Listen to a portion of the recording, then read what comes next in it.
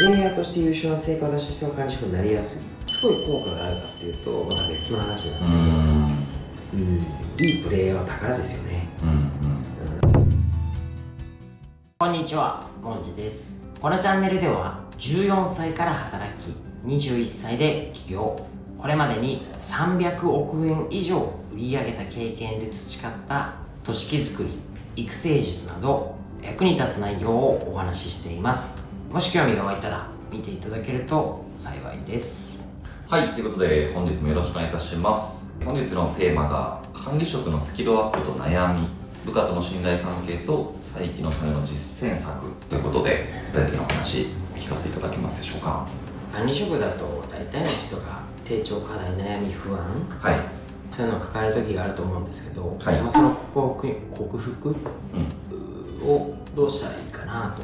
質問がありまして、部下の方が優秀で信頼されてない、どうしたらいいとかですね、信頼を失った管理職の再起はどうしたらいいんだとか、なんかそんなことを聞かれたんですけど、管理職が直面する悩みとか不安って羅列していくと、例えばそうですね、部下の方がスキルや知識があるとかですね、劣等感感じやすいですよね。社長も一緒ですよ。部下の方が優秀だなとか思うことよくありますもんね。指示をしてもなんかこう信頼されてない感じがするみたいなですね。返事がちょっとみたいな、これ影響力低下してんじゃないかなって思いますよね。不安になりますよね。確かに。あと3つ目、チームに遠慮してしまって決断力、発信力が鈍っちゃうみたいなですね。これもよくあるあるですよね。結果昇格はしたもののとか、社長もあながちあるんですけど、俺がリーダーでいいのかと自信をなくしていくみたいなですね。なるほど。僕も少なからずこういうね感覚に陥ったこともなくはないですよね。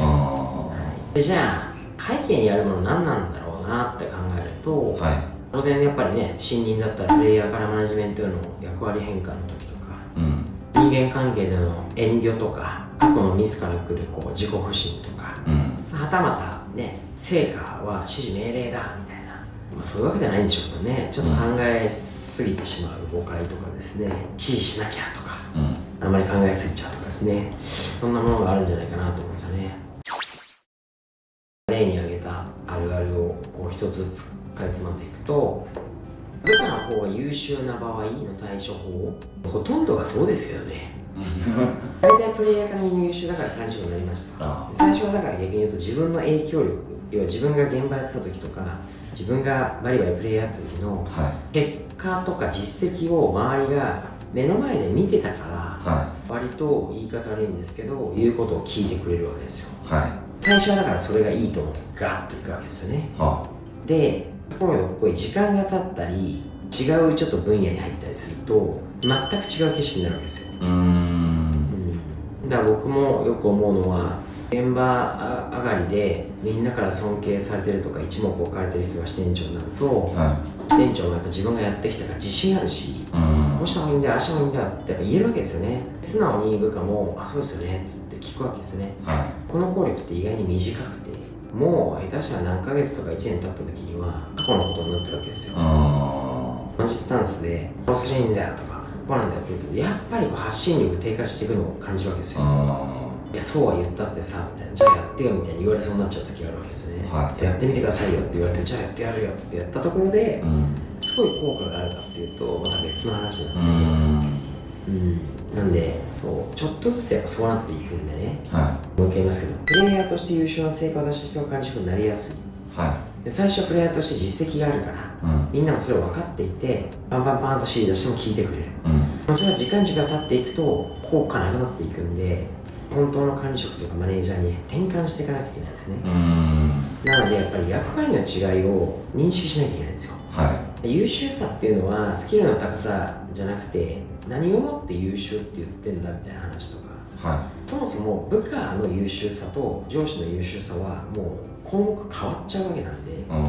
そうですね。部下の方が優秀かって言われたら、それはあながち正しいし、あながち正しくはないわけですよ。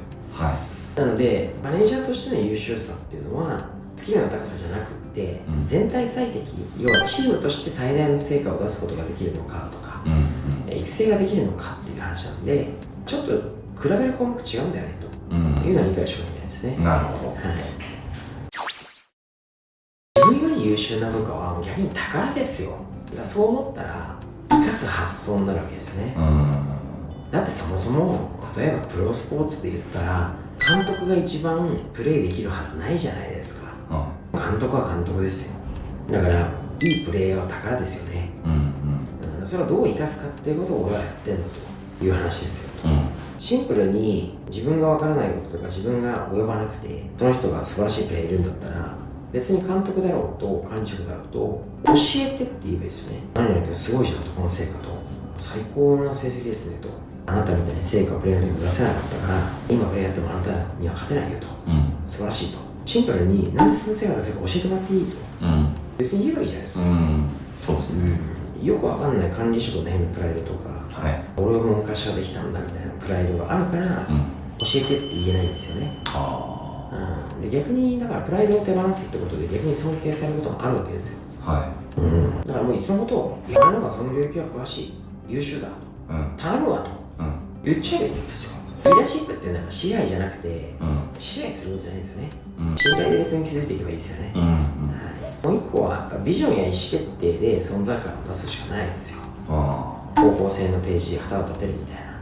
あと複数の選択肢から軸を持って決断するとか、そういう意味では答えを持つとかそういうことよりもこう道を示す人になってるわけですね。だって誰も答えわかんないんだから本来。まあそんなような、ね、役割の違いを認識するとか素直に学べばいい姿勢を見せるとか、ビジョンや意思決定で存在感を出すとか、部下は優秀であったってむしろいい話ですから、クリアできていきますね。次、信頼を失った管理職をどう、再起するかみたいなね。これもあるあるパターンでいくと、優秀なプレイヤーだった人ほど論理的思考能力が高い人ほど結構ハレーションを起こすこと多いんですよね。最初はやっぱり結果を出せればいいんですけどガンガンにやりすぎちゃって、みんなからそっぽを向かれるみたいな。確かにあの人優秀だし能力も高いけどでもちょっと人としてなとかなりやすいですよ。頭のいい人ほどなりやすい。それでみんな悩むんですよね。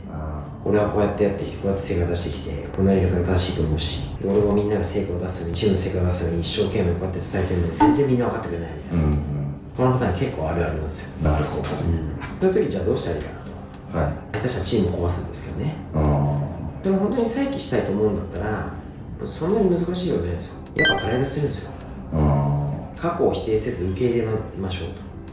自分の過去の言動とか誤った判断をちゃんと詫びる。ここは俺が悪かったと思うと。自分の至らなさを認めるみたいな感じですね。プライドを捨てて。っていうのが一つで、次は過去はそうだったと。自分が未熟でしたと。でも今こういう機会をもらって気づくことができましたと。だからここからちゃんと変わっていきますと。具体的にはこうですと。発信するんですよ。そしたら大体ね、ある程度の人は本当に悪い人いないから疑心暗鬼な人がいたとしても、もう一回信じてみようかなっていう人が出ますよ。あとは本当に自分がその行動をちゃんと言った通りやればいいだけ。だからこう言いたいこととしては失敗を責任逃れせずにやっぱ認めてもう一回真摯に頑張ると。その言動と行動をしていけば意外と人は再び信頼してくれますよね。そういう意味では優しいですよね。